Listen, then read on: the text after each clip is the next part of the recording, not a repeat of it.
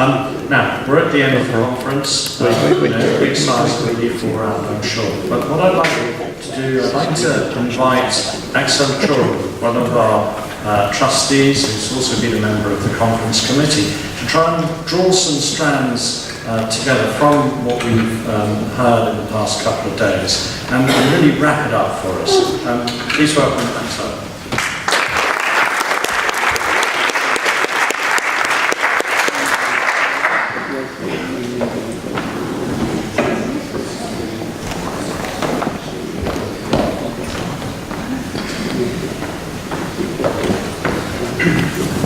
Thank you, Martin. Can you all hear me? Yes. Okay, I like to move around. I don't want to be static. It's not my style of talking to any group of people. So, I've done this several times before. Those of you who have come to our conferences would have known on several occasions my style of delivering these kinds of closing speeches. I usually talk about the state of the scholarship, let's say, the state of the field. I give you a little report of that. I will still do that this time very quickly. Unless you want a really long report, I can do that too. Do you have energy? It'll fit several hours? Tired.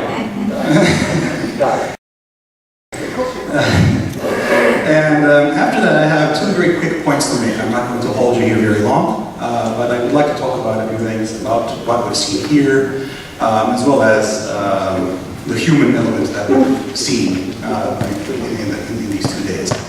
So first, the easier things. The scholarship on Levantines is still growing.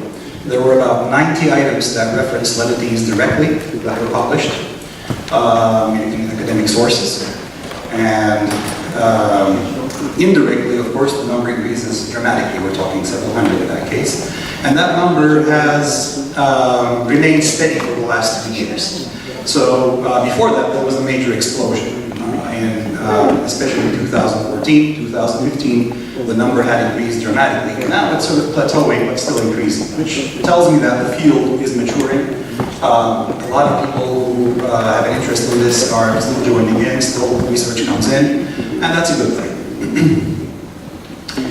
Now, in this conference, we saw so many different fields. Art, architecture, personal discovery stories of heritage, identity. We saw economic history, we saw diplomatic history, and everything in between. We also saw some very human moments. Just a few minutes ago, we just saw that. And as I was watching it, I actually lived those moments with the people who were living them as well. I am from a different generation. I am a Levantine myself. I am from Izmir. I grew up in a family of Italian, Greek, French, Armenians, and we spoke the same kind of Greek as I grew up, and Italian, of course, in our case. And I remember, as a little kid, in the late 70s, early 80s, going with my grandfather, Angelo Levantine. We would go out, take these long walks, all the way from what used to be Punta to what is now Kemeral, to the whole area where there are the old shops. And on the way, we would stop at multiple places. We would stop, I distinctly remember this because I was a kid. There was a toy store, of course, owned by Gilbert. And we would go in, and there would be a banter between my grandfather and Gilbert in French and Greek. Then we would move on across the city to, go to different shops. I would hear Greek, I would hear French, I would hear Italian, I would hear Turkish. That world that I grew up in ceased to exist sometime as I grew up. I actually witnessed its ending. And when Peter talked about how few Levantines are left in Izmir, well, he's right. There are very few people left. I'm not there, for example. Many people of my generation have left as well. My children are not there. They're not growing up in that environment. And even if we were in Izmir, that environment doesn't quite exist. So for a long time, I tried to reconcile this personal experience with my professional experience. I'm a professional historian. I've done this for quite a while now. And I've dealt with all the different things that we saw here. Multiculturalism, We talked about cosmopolitanism, all kinds of things, and came to the conclusion that if we use a static definition, or try to achieve a static definition of what a Levantine is or was, and things like this, it locks us in. It doesn't lead us anywhere. It sort of stays there, even if we did find some kind of common ground as far as I looked at it. The second thing is,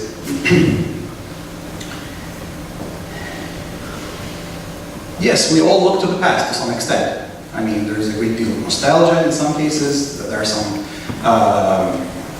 difficult moments to digest still to this day. It is actually difficult to talk about certain events for many of us.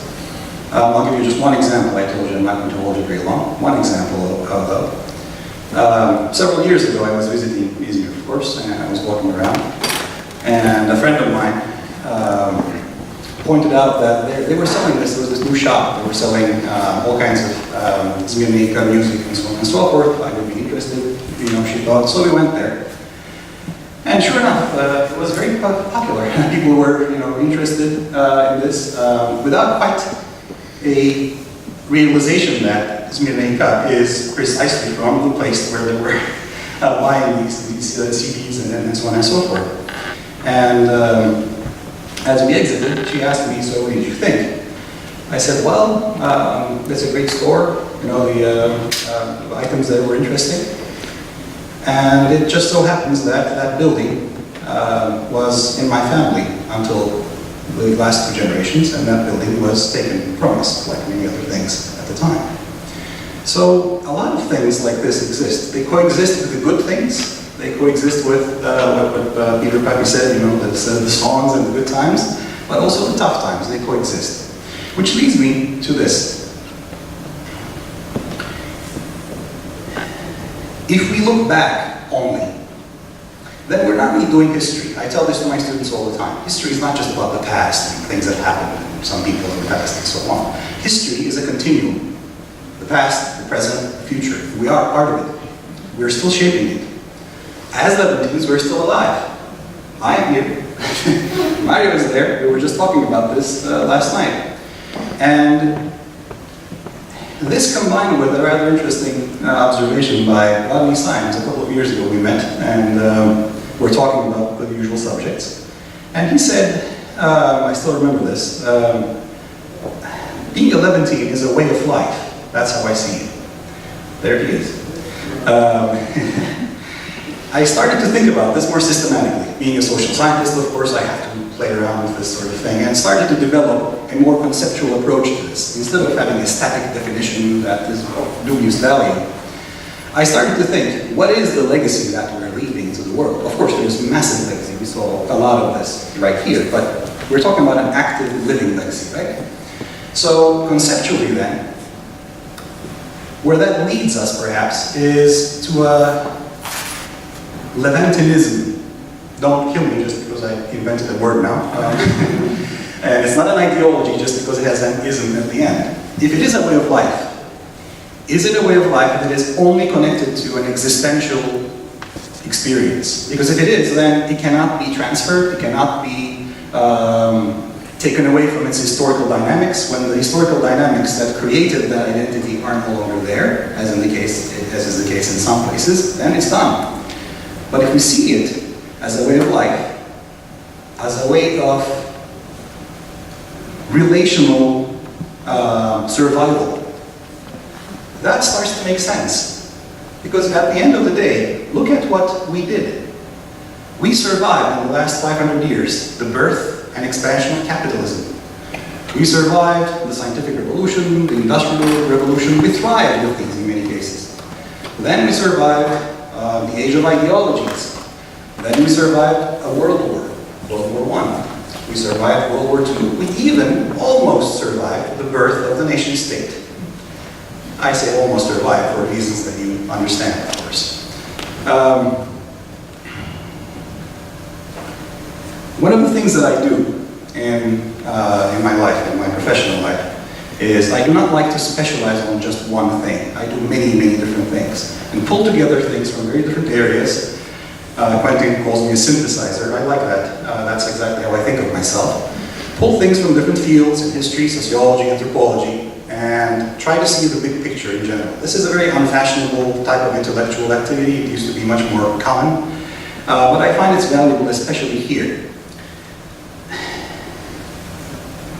My friends, a dark tide is rising in the world. You realize this.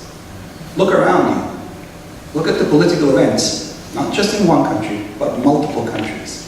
Look at what kind of forces are on the move. A lot of countries are experiencing movements that have come back almost from history. A lack of tolerance is coming back. A lack of a will to coexist is coming back in multiple countries. It is a global phenomenon.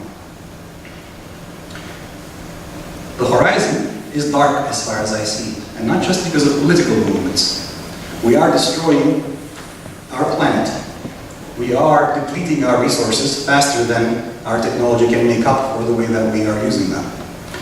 The conflicts that are still brewing in this day will only grow worse as time goes on. This comes from economics, this comes from sociology, this comes from multiple ways. That dark tide I'm talking to you about is a harbinger of some other stuff that is coming.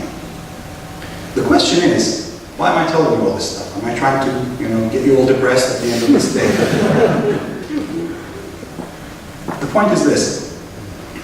We as Levantines, with our way of life, with our Levantinism, as survivors, as people who could act in very different ways, in very different environments, have something to teach. We have something to share with the world. As far as I'm concerned at this moment, of course my identity is very valuable to me, as certainly for any Levantine that will be the case as well. But as Craig said, I don't think you have to be born into a Levantine family to absorb Levantinism. If this is not an existential situation completely, if this is something that's relational, if this is something that's about an approach to life, then it can be shared.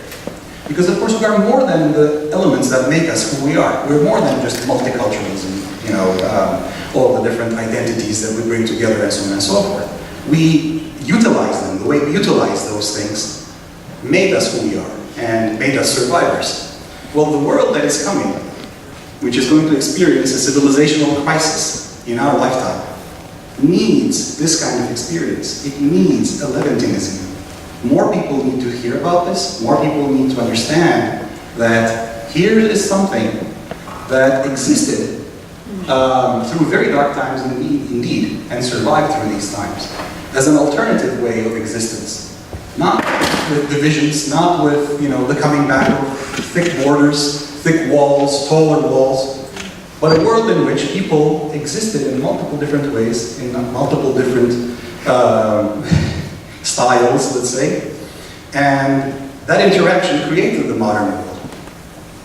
So, I guess what I'm trying to say is, if we were looking for a mission, this mission is not a purely academic thing. It is even not the preservation of existing Levantine identity, as valuable as it is to me and many of us here.